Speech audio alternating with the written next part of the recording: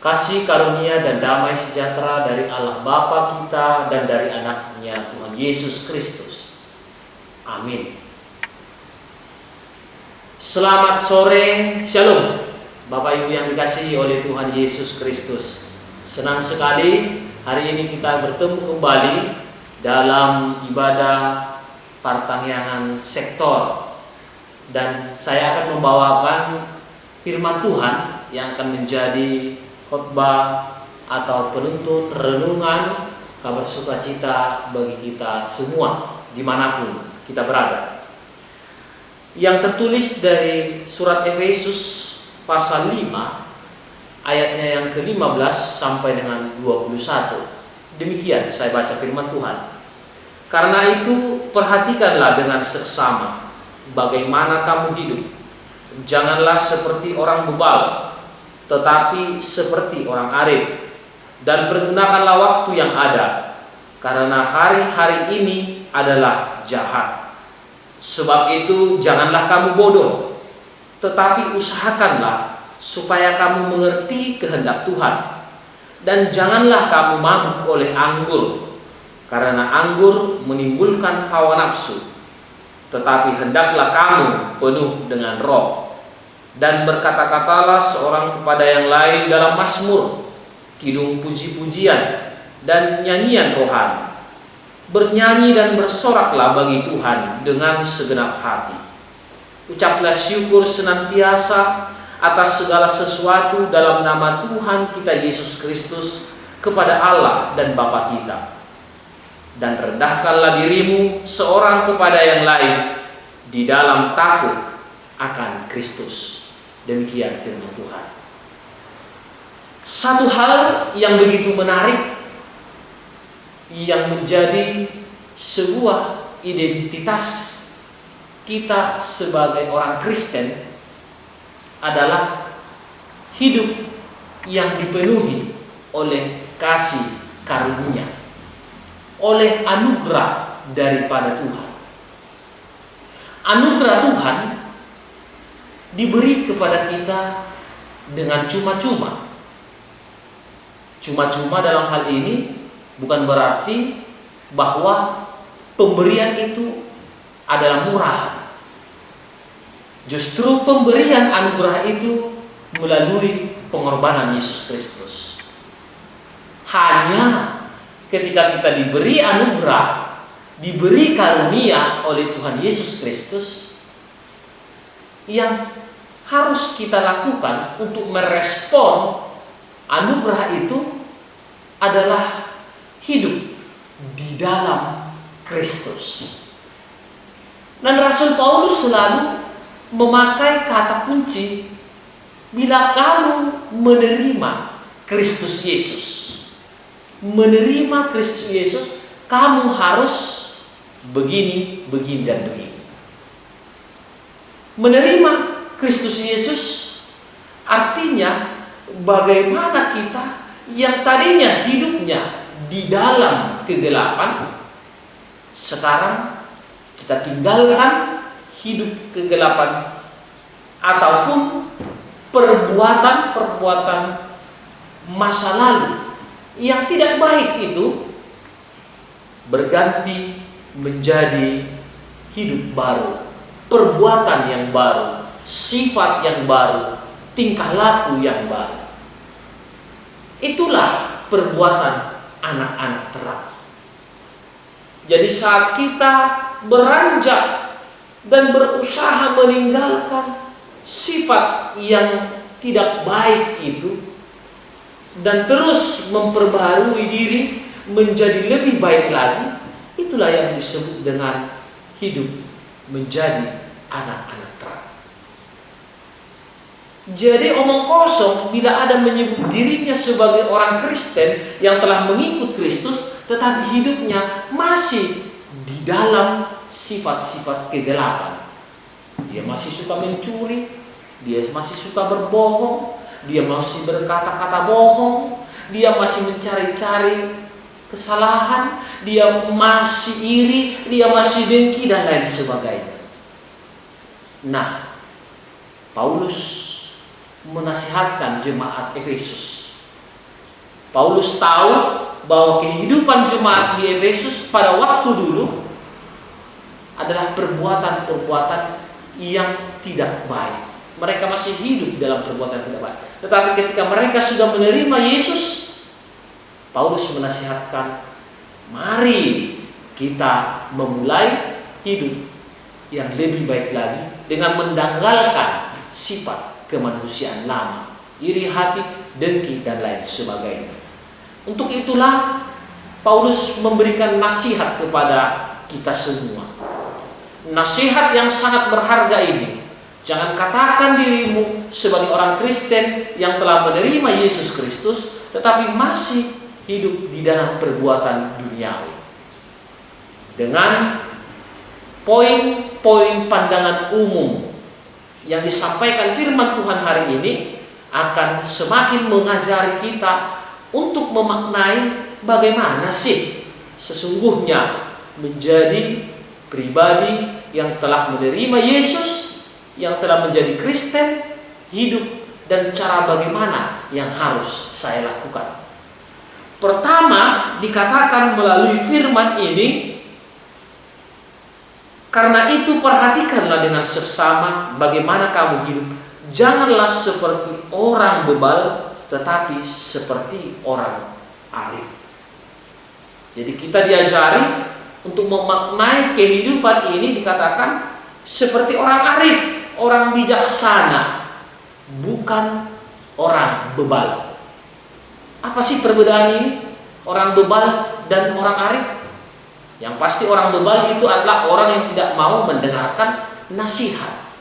Dia tidak suka akan nasihat. Orang bebal itu tidak suka teguran, tidak suka diingatkan. Dia menganggap dirinya sempurna, tidak pernah salah. Orang yang bebal itu adalah orang yang mementingkan dirinya sendiri. Dan orang yang bebal itu tidak suka melihat yang baik di tengah-tengah dunia ini. Tetapi jadilah menjadi orang yang arif, orang yang bijaksana. Orang yang bijaksana adalah orang yang mau menerima nasihat, orang yang mau menempatkan diri, orang yang suka didikan dan teguran. Dan ini yang terjadi di tengah-tengah kehidupan kita saat ini. Banyak orang tidak suka diingatkan, banyak orang tidak suka ditegur, banyak orang tidak suka dipodai, banyak orang tidak suka untuk diperbaiki. Sudah salah, masih terus berkata bahwa dia yang paling benar, bahwa apa yang dia kerjakan itu sudah benar. Orang yang bijaksana adalah orang yang memperhitungkan langkah-langkah yang dia lakukan. Dia adalah orang yang hati-hati, yang ketika dia berbicara, ketika dia melangkah, ketika dia berbuat, dia pikirkan dulu apakah yang akan dikatakan itu baik dan benar. Tapi banyak orang tidak sampai pada hal yang seperti itu. Oleh karena dirinya, oleh karena keinginannya, dia sesukanya saja untuk menyampaikan kata-kata yang kasar, yang menyakitkan hati orang. Dia tidak peduli orang dendam, sakit hati atas ucapan yang dia katakan. Jadi orang Kristen itu harus bagaimana? Harus bijak dalam segala hal. Harus hati-hati sebelum berkata-kata. Hendaklah pikirkan apa yang mau kita katakan. Yang kedua, dikatakan bahwa pergunakanlah waktu yang ada, karena hari-hari ini adalah hari-hari yang jahat. Waktu yang disebut di sini adalah kesempatan. Kalau di dalam bahasa Alkitabnya, bahasa Yunani, ini adalah waktu kairos, waktu yang merupakan anugerah dan kesempatan, di mana kesempatan tidak akan pernah kembali lagi. Jadi sepanjang kita di dunia ini, teruslah kita melakukan perbuatan-perbuatan yang bermanfaat di tengah-tengah kehidupan kita. Jangan asal hidup, jangan asal beribadah, jangan asal beragama, jangan asal bertuhan, tetapi tidak ada dampak baik di tengah-tengah hidupnya orang lain atau di sekitarnya. Ini yang bahaya ketika ada orang yang menyatakan dirinya bahwa dia hidup beragama, tetapi dia tidak memaknai waktu kesempatan hari ini untuk mengerjakan hal-hal yang baik. Sangat menarik saudara yang terkasih, di momentum wabah pandemi COVID-19 hari ini merupakan sebuah kesempatan bagi kita semua tanpa terkecuali untuk melakukan yang bermanfaat, berguna bagi kehidupan ini. Dan syukur, puji Tuhan, kita dengar banyak orang yang tergerak hatinya menolong orang-orang yang lemah, orang-orang yang tidak makan, orang-orang yang hari ini banyak putus pekerjaannya. Momentum hari ini dilakukan untuk berbuat baik. Banyak orang tidak mau menyebut nama ketika dia melakukan hal-hal yang baik. Tetapi banyak juga orang yang berusaha memalingkan matanya, memalingkan pandangannya dalam melihat realita, merasa tidak penting ketika dia melakukan yang terbaik di tengah-tengah kehidupan kita. Dan gereja kita juga hari ini berusaha untuk menggunakan waktu yang baik ini, momentum ini dengan baik ini, dengan melakukan tindakan-tindakan diakonia kasih. Sesungguhnya kita membuka posko diakoni di gereja kita ini adalah sebagai sesuatu sarana di dalam keterhimpitan, baik secara ekonomi, jiwa, bahkan kesehatan. Itu yang perlu kita bantu. Karena bila kita tidak memaknai hari-hari ini dengan baik, waktu ini adalah jahat. Bisa jadi kita akan dilenakan, dibuat oleh dunia ini, oleh si iblis. Kita menjadi terlelap, terlena. Saya mengamati dalam 1 bulan terakhir ini, ketika gereja sudah dialihkan ke rumah-rumah, tidak di gereja lagi, ya harapan saya semua warga Kristen atau jemaat secara khusus di HKBP ini benar-benar beribadah di rumahnya, benar-benar memanfaatkan situasi ini untuk berdoa kepada Tuhan. Jangan-jangan ya jauh-jauh lah, karena tidak bergereja di gereja, ya hari Minggu ya begitu juga lah, tidak ada dilaksanakan ibadah di tengah-tengah keluarga. Ada yang tidur lah, ada yang bergame lah, ada yang kemana-mana. Nah, ini menjadi sebuah koreksi bagi kita. Sebab waktu itu adalah jahat. Pergunakan waktu itu, isi waktu itu. Tidak ada alasan bagi kita hari ini, meskipun kita dibatasi oleh pergerakan kita, terbatas hari ini oleh wabah COVID yang menghendaki kita untuk stay at home, tetapi kita bisa melakukan perbuatan-perbuatan yang bermanfaat, yang berguna bagi kehidupan kita, dan begitu juga bagi orang banyak. Dan gereja tidak tinggal diam juga dalam hal ini. Kita terus melayangkan, menyampaikan kabar sukacita firman Tuhan, meskipun kita tidak berkumpul, tidak bertemu satu dengan yang lain, tapi media online virtual ini menjadi sarana kita untuk terus melayani, menggunakan waktu dan kesempatan ini dengan sebaik-baiknya. Yang ketiga, firman ini mau menyampaikan nasihat kepada kita agar kita menjadi orang yang mengerti akan kehendak Tuhan. Paulus menganalogikan orang yang melakukan kehendak Tuhan adalah orang yang mengerti. Tetapi orang yang tidak melakukan kehendak Tuhan, dia disebut sebagai orang bodoh. Nah, hebat sekali. Ya, kalau kita ingat ya firman Tuhan, atau di dalam cerita sekolah minggu, orang pandai membangun rumahnya di atas ya batu karang yang teguh, orang bodoh di atas pasir tiada alasnya. Digambarkan tentang perumpamaan orang bodoh dan orang pintar. Nah, orang yang bodoh dia tidak mampu memaknai kehendak Tuhan. Jadi ini sangat sulit ketika ada di antara kita disebut bodoh oleh firman Tuhan, itu adalah sesungguhnya adalah dimaksud bahwa orang tersebut adalah orang yang tidak mau untuk belajar. Itu dia.